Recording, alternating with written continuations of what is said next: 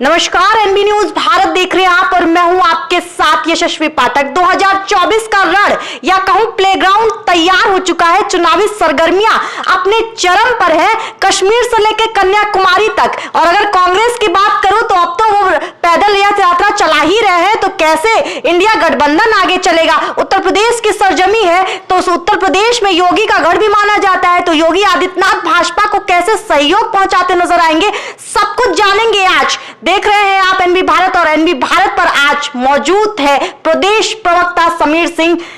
यही कह रही थी कि कश्मीर से कन्याकुमारी और हिंदुस्तान के हर कोने को कवर कर रहे हैं इंडिया गठबंधन यानी कि राहुल गांधी। युवराज कहा जाता है, क्या युवराज का तख्ता कुछ और आसान होने वाला है? उसके बाद भाजपा से आप प्रवक्ता हैं तो भाजपा के भी समीकरण की बात की जाएगी। नहीं, देखिए, अगर इंडी गठबंधन की बात करेंगी तो निश्चित रूप से इंडी गठबंधन आज हाशिए पर है और ये बेमेल गठबंधन था।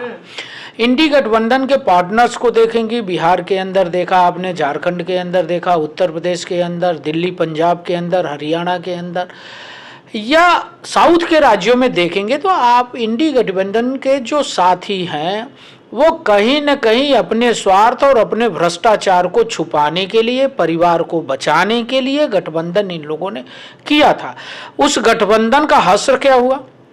4 बैठकों के बाद भी नेता तय नहीं हो पाया, संयोजक तय नहीं हो पाया और प्रधानमंत्री का कौन प्रत्याशी होगा ये तय नहीं हो पाया। कांग्रेस और विपक्ष के दलों के लोग जुट के गठबंधन तो करना चाहते, लेकिन अपने उनके स्वार्थ और भ्रष्टाचार इतने हावी हैं कि वो गठबंधन कभी धरातल पर नहीं आएगा।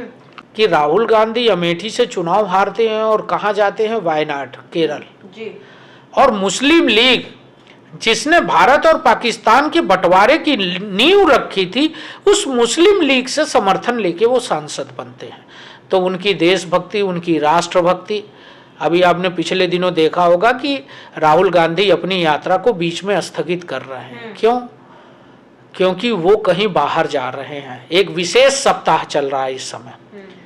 लोग कहते हैं कि साहब वो पश्चिमी सभ्यता को मानते हैं, इस नाते वो विशेष सप्ताह में अपने नानी के घर जा रहे हैं। अब वो 7 से 14 का जो विशेष सप्ताह है उसमें वो नानी के घर जा रहे हैं कि किसी और के घर जा रहे हैं, ये राहुल गांधी ही बताएंगे।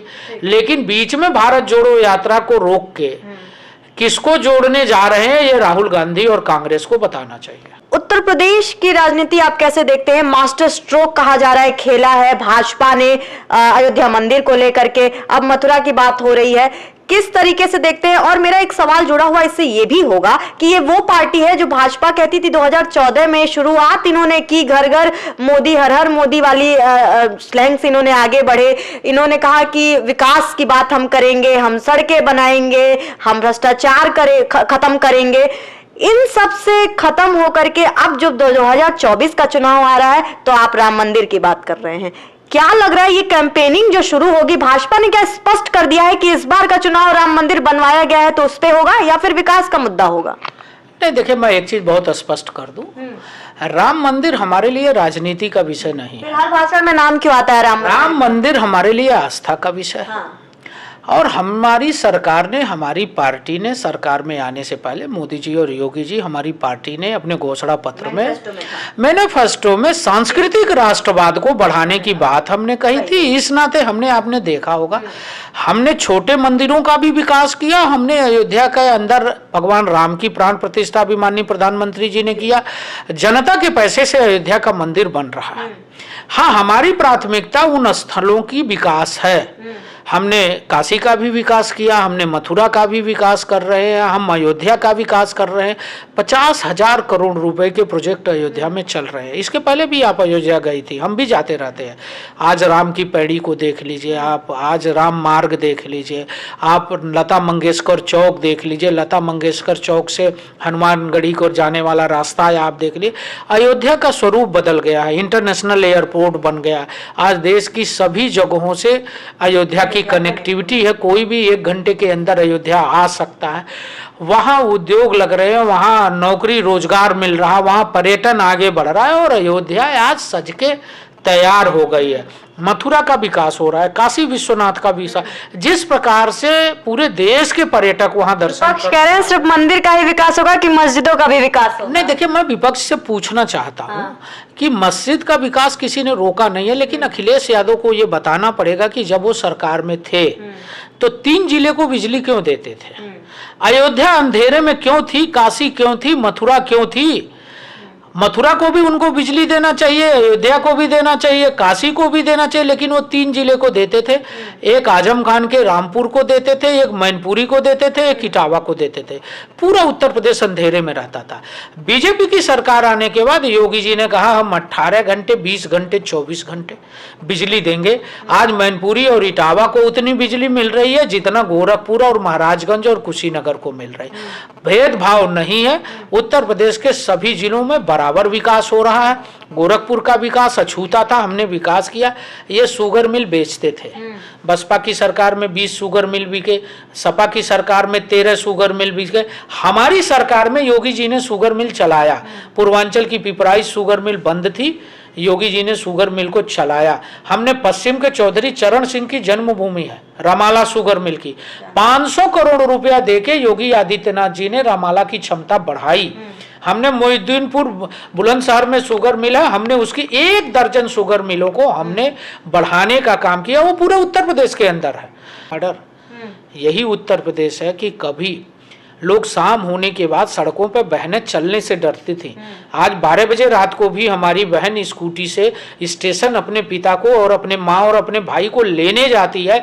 उसके शरीर में थोड़ा सा भी ये नहीं होता है कि हमको कहीं कोई दिक्कत आएगी। उसको लगता है कि अगर दिक्कत आएगी तो हम 100 नंबर और 1090 मिलाएंगे तो योगी की पुलिस हमारे साथ खड़ी रहेगी। एक छोटी सी खबर आपको देना चाहिए क्योंकि आपने लॉ एंड ऑर्डर की बात की है।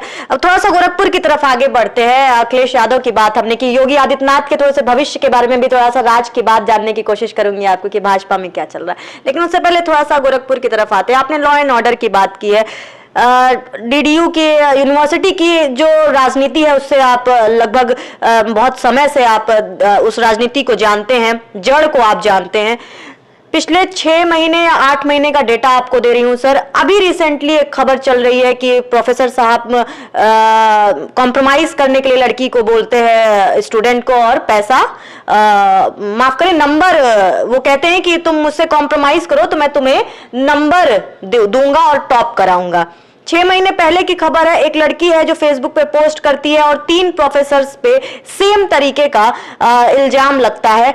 कैसे इस राजनीति को देखते हैं? और लॉ एंड ऑर्डर पे जब आप इतना खुल के भाजपा कहती है कि law and order, Amit Shah की बातें याद आती हैं, दोहरा चरित्र नजर नहीं आता है सर भाजपा के जब इस तरीके के, और गोरखपुर गढ़ है योगी आदित्यनाथ का। नहीं, देखिए इसको दोहरा चरित्र नहीं कहेंगे, मैं इसको इतना कहूंगा कि देखिए उत्तर प्रदेश के अंदर कानून का राज है। जो भी अपराध करेगा उसको सजा मिलेगी। अगर प्रोफेसर ने अपराध किया तो उसको उनकी सजा मिलेगी, जिसने भी अपराध किया होगा उसको उनकी सजा मिली होगी। मैं इतना दावे के साथ कह सकता हूं कि कोई भी उस अपराधी को बचाने के लिए नहीं आएगा, न कोई बचा पाएगा। किसी के माई के लाल में इतना दम नहीं है कि वो किसी अपराधी को बचाने की बात कहे। जो भी दोषी होगा उसके खिलाफ सख्त सख्त कार्रवाई होगी, कोई छोड़ा और बचाया नहीं जाएगा। ये हमारी सरकार के खिलाफ सख्त से सख्त कार्रवाई होगी, उसे बख्शा नहीं जाएगा। लोग कह रहे हैं मुसलमान होता या कोई और होता, अल्पसंख्यक होता या कुछ और जाति का होता तो बुलडोजर चल जाता। नहीं, देखिए ये लोगों का पक्षपातपूर्ण बात है। आप अपराधियों के खिलाफ कार्रवाई देखिए। हम पूर्वांचल के अंदर आते हैं, 1 दर्जन ठाकुर अपराधियों के खिलाफ कार्रवाई हुई है। हम अपराधी की कोई जाति नहीं होती। विनय शंकर तिवारी कहते हैं कि एक वर्ग पे होता है, बुलडोजर चलता है। नहीं, देखिए विनय शंकर तिवारी जी अपराध की पृष्ठभूमि से निकले हैं, लेकिन अभी तक उनके ऊपर बुलडोजर नहीं चला। लेकिन मैं नाम गिना देता। आज आप उनसे पूछिए, गोरखपुर में 2 अपराधी थे, प्रदीप सिंह और सुधीर सिंह, कहाँ हैं? आजमगढ़ के अंदर कुंटू सिंह और क्या नाम है उनका, एक और बड़े अपराधी हैं, वो कहाँ हैं? उनके घरों पर, स्कूलों पर बुलडोजर चला। तो उत्तर प्रदेश के अंदर किसी मुख्तार अंसारी पे चला तो कोई अतीक अहमद पे चला, 1 दर्जन पश्चिमी उत्तर प्रदेश के अंदर चला। अब मुन्ना बजरंगी बड़ा अपराधी था, मारा गया। 1 दर्जन से अधिक बड़े अपराधियों पर पूर्वांचल के अंदर कार्रवाई हुई। तो देखिए, जिसको कुछ नहीं मिलता है वो सस्ती आरोप लगाता है कि आप जातिवादी हैं। जातिवादी का आरोप लगाना एक आसान तरीका, लेकिन उनके पास कोई प्रमाण नहीं है। मैं खुल के कह सकता हूं, मैं तो चैलेंज करता हूं कि आप बताओ ना, एक उदाहरण दो कि जिसको जाति के नाम पर बचाया गया, जिसको पार्टी के नाम पर बचाया गया। जो भी अपराध करेगा, मैंने कहा एक परिभाषा है सरकार की कि जो भी अपराध करेगा अपराधी होगा, उसके खिलाफ सख्त से सख्त कार्रवाई होगी, उसे बख्शा नहीं जाएगा, उसे कोई बचा नहीं पाएगा। जाति की आपने बात की है तो गोरखपुर में जातीय समीकरण घेरने की कोशिश की जा रही है, चाहे भाजपा हो चाहे समाजवादी पार्टी हो। आपने देखा होगा कि काजल निषाद को समाजवादी पार्टी ने सांसद के लिए टिकट दे दिया है। भाजपा की तरफ से बात करना चाहूंगी, ये वो उत्तर प्रदेश है जहां 6 लाख से ज्यादा निषाद रहते हैं और निषादों के जो मुखिया कहे जाते हैं वो आपके खेमे में है। संजय निषाद की बात करती हूँ, रवि किशन शुक्ला की बात करती हूँ, उससे ब्राह्मणों को आप टारगेट कर रहे हैं। ये समीकरण जाति कैसे देखते हैं? क्या काजल निषाद कहीं कंपटीशन दे पाएंगी? और ये सवाल तब महत्वपूर्ण हो जाता है जब उनके वोट बैंक में बढ़ोतरी हुई है, चाहे मेयर के लिए देखें या विधायक के लिए देखें। देखिए, 2 बातें मैं कहूँगा। एक तो जातिवाद की बात करने वाले, जातिवाद करने वाले लोग आज हाशिए पे हैं। आप उत्तर प्रदेश के चुनावों का असेसमेंट करिए। आप 2014 देखिए, 2017 देखिए, 2019 देखिए, 2022 देखिए, 2023 का नगर निगम देखिए, और इन चुनावों का जब आप आकलन करेंगे तो कहीं ना कहीं जो जाति की रोटी खा रहे थे वो हाशिए पे हैं। आज उत्तर प्रदेश के अंदर विकास है, आज उत्तर प्रदेश के अंदर तरक्की है, आज उत्तर प्रदेश के अंदर लोगों में विश्वास है और वो मोदी और योगी के साथ हैं। मैं इस नाते कह रहा हूँ कि लोगों के अंदर आज समाज में एक नया जाति खड़ा हुआ है, वो जाति है लाभार्थी का। आप देखिए, गांव में जिनको शौचालय मिला, जिनको प्रधानमंत्री आवास मिला, जिनको किसान सम्मान निधि मिली, जिनको वृद्धा पेंशन मिला, जिनको आज हेल्थ कार्ड मिल रहा है, आयुष्मान कार्ड मिल रहा है, जिनको सस्ती परिवहन सुविधा मिल रही है, जिनको अच्छी सड़कें मिल रही, जिनको फ्री में बिजली मिल रही है, मैं 1 दर्जन नाम बता सकता हूँ योजनाओं का, जो जाति और संप्रदाय और धर्म से अलग है। आप जाके देखिए, मुस्लिम समाज के लोगों को भी उतना ही लाभ मिला है। जो भी पात्र है उस पात्र को लाभ मिला है, और लाभार्थी एक बड़ा वर्ग खड़ा हुआ है जो सभी जातियों में, जो बीजेपी के साथ है। तो आखिरी सवाल सर, भाजपा को कहा जाता है प्लानिंग बहुत करती है और अब तक स्पष्ट नहीं हो पाया है कि टिकट के बंटवारे में किसको टिकट मिलने वाला है। या गोरखपुर की बात करती हूँ, कहा जा रहा है, उड़ती उड़ती खबरें ये भी आ रही है कि मालवी अवस्थी का भी नाम चल रहा है इस गोरखपुर में सांसद के टिकट के लिए। तो क्या रवि किशन शुक्ला को टिकट मिलेगा कि नहीं? जगदम्बिका पाल है, क्या उनको इस बार टिकट मिलेगा कि नहीं? किस तरीके से समीकरण को देखते हैं? और एक सवाल आखिरी में ये भी जोड़ती हूँ कि योगी आदित्यनाथ क्या भविष्य भाजपा देख रही है मोदी के बाद? देखिए, 2 बातें कहूंगा। एक तो भारतीय जनता पार्टी का प्रत्येक कार्यकर्ता भाव में रहता है। हमारे लिए प्रत्याशी महत्वपूर्ण नहीं है, हमारे लिए पार्टी महत्वपूर्ण है। हर कार्यकर्ता के लिए जनता और कार्यकर्ता कमल के फूल के साथ है। कमल का फूल हम आपको दे देंगे, आप भी लड़के एमपी बन जाएंगी और सांसद बन जाएंगी। हम मालिनी अवस्थी और रवि किशन को दिए तो जनता ने उनको जिताया इस नाते कि कमल के फूल का नेतृत्व योगी जी और मोदी जी करते हैं। तो कहीं प्रत्याशी हमारे लिए ये परिस्थिति नहीं है कि हमको प्रत्याशी चयन करने में कहीं कठिनाई, और सब कार्यकर्ता है। रवि किशन जी को हमने एमपी लड़ाया, हमने जिसको विधायक का टिकट दिया वो विधायक लड़े। कल पार्टी उनको कहा, जैसे संगीता यादव हमारी चौरा की विधायक थी, हमने 2022 में उनको नहीं लड़ाया, उनका टिकट हमने काट दिया, लेकिन 22 के बाद हमने उनको राज्यसभा भेज दिया। कभी संगीता यादव ने सोचा भी नहीं होगा कि हम एमपी बन जाएंगे और हम राज्यसभा। तो पार्टी कार्यकर्ता की क्षमता के आधार पर निर्णय लेती है। सब कार्यकर्ता बराबर हैं। मोदी जी भी अपने को कार्यकर्ता कहते हैं और हम भी कार्यकर्ता, और हमारे बूथ का भी कार्यकर्ता है। अब समीर सिंह को सुन रहे थे आप, उत्तर प्रदेश के प्रवक्ता है और लगभग सभी सवालों का जवाब दिया गया है इनके द्वारा। ये उत्तर प्रदेश है और सबसे ज्यादा सीटें उत्तर प्रदेश में है, तो दिल्ली का रास्ता यहां से होकर के जाएगा। घेरने की कोशिश अभी कुछ दिनों में आपको राहुल गांधी भी नजर आएंगे उत्तर प्रदेश में, उनकी रैलियां भी चलेंगी कानपुर में, लखनऊ में, लगातार आपको वो न्याय यात्रा करते दिखाई देंगे। अब क्योंकि योगी आदित्यनाथ है इसलिए कंधों पर जिम्मेदारी योगी आदित्यनाथ की है उत्तर प्रदेश में सीटों को लेकर के। लेकिन दूसरी तरफ अखिलेश यादव है, कल आपने देखा विधानसभा में कैसे तू मैं हुई अखिलेश यादव और योगी आदित्यनाथ के बीच में। तो ये लोकसभा के चुनाव होने वाले हैं और यहां पर शाम दाम दंड भेंट सब कुछ होगा, लेकिन रिजल्ट जनता तय करेगी और जनता उसको तय करेगी जो विकास की बात करेगा, जनता उसको तय करेगी जो उनके घर के बारे में सोचेगा, उनके किचन के बारे में सोचेगा और उनके रोजगार के बारे में सोचेगा। बने रहिए एनवी भारत के साथ, मैं थी आपके साथ यशस्वी पाठक।